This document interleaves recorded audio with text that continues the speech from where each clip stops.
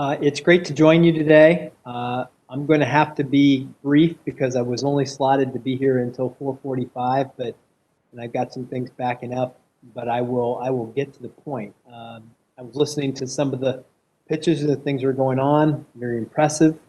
Um, my role in the administration is really to focus on an economic portfolio, everything from workforce to regulations to innovation. And I know the other day I was talking to Colonel Joe Zeese, who is Senior Advisor for Aerospace and Defense in our administration. Governor DeWine appointed him to that role. And we were talking about the idea of Ohio potentially being named as the home for the U.S. Space Command headquarters. And we know that the Secretary of the Air Force will be conducting a competition for this. They're looking for perhaps a non-traditional location for this kind of facility. It would put up to 400 personnel in that role, and we believe that Ohio is perfectly positioned for this. We have a single nomination that we made for Wright-Patterson in the Dayton area, as it's got great linkages to aerospace and the Space Force, and we are excited about our prospects there. Ohio is, with the Wright brothers, with John Glenn, with Neil Armstrong, it's right in our wheelhouse. We're the place for this to be. But as Lieutenant Governor, my role that I spend a lot of time on is the head of Innovate Ohio. We want to make Ohio the most innovative entrepreneurial state in the Midwest. We're focused on using technology to improve the way we serve our customers, taxpayers of the state of Ohio, and make Ohio the most innovative, creative, and entrepreneurial state. And one of the things that was in my mind when we conceived of this was the issue of all the technology we have out there, all the innovation, all the intellectual property that's out across our university system, and how hard it has been to bring that to the marketplace, to commercialize that. And so we conceived of the Ohio IP Promise, the Ohio IP meaning intellectual property promise, to help eliminate the frustration, make that much easier. We benchmarked ourselves against the best institutions in the nation, and we launched the IP Promise last year. And it brings together Ohio's higher education institutions to a unified process, into a unified process for commercialization, making it easy for students, faculty, businesses, entrepreneurs to commercialize those activities. And many schools, all of our public institutions in the state, two of our privates, the University of Dayton and Case Western Reserve, have been involved with this in establishing the principles of flexibility, being transparent, making it simple, clear, easy, and fast. That's the way we want to do this. That's the way that our universities have agreed to do this.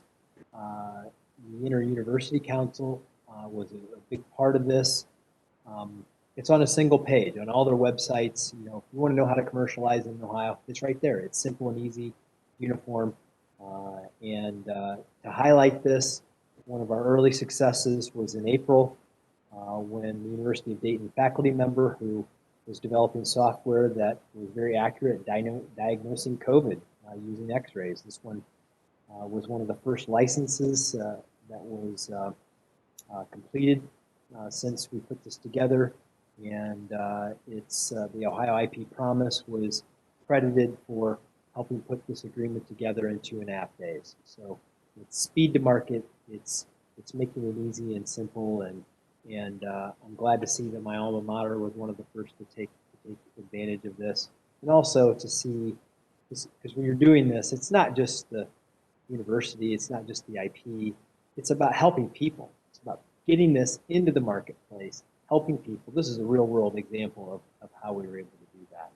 I also want to emphasize our role in broadband and helping more Ohioans, more people get access. Look, during COVID, we always knew that access to high-speed internet was important. During COVID, it became vital for telehealth, for telework, for education. You can't participate in the modern economy, education system, or healthcare system without it. Yet there are many people across this state, across this nation, who don't have access to it. we're knocking down the barriers to make that happen in Ohio. We've got some really cool things that are on the horizon that we believe are going to change the face of how people get access to the internet in our state. I also want to mention the Common Sense Initiative because there's a tech piece to this. We all hate regulations, right? When it makes life difficult and harder to comply with. We know that government sometimes makes it hard. I would liken to the situation is that we've had rules and laws in our country for over 200 years, and it's frankly time for a little house cleaning. And we're using an AI tool, machine learning tool, that's going to go through the entire revised code and our administrative code and help to streamline the regulatory process, eliminate old, unnecessarily duplicative ones with the supervision of our regulatory agencies. It's not just a machine tool, it's helping machine learning help our agencies get this process cleaned up and do regulatory reform in a truly innovative sort of way. And we're excited about what we hope to accomplish there.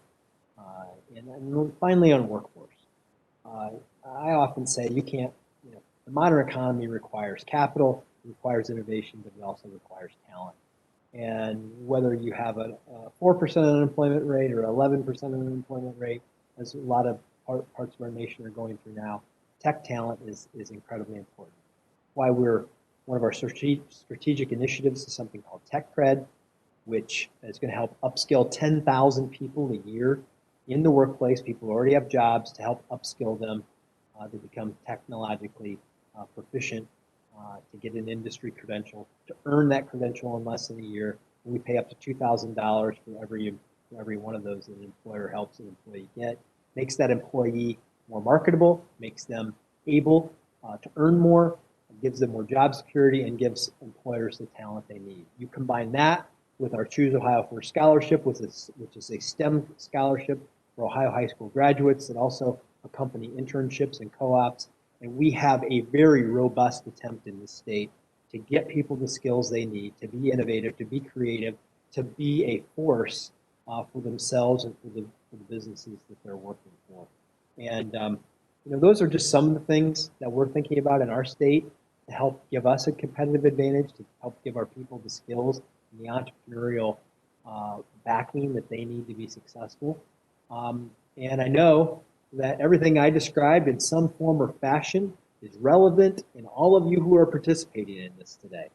I recognize and want to honor all of the entrepreneurs who are using innovation to try to do things better and to partner, to find partners with NASA to help power our country forward.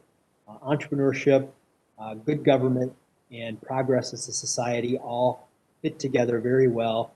We're all part of this, and I wish you all great success.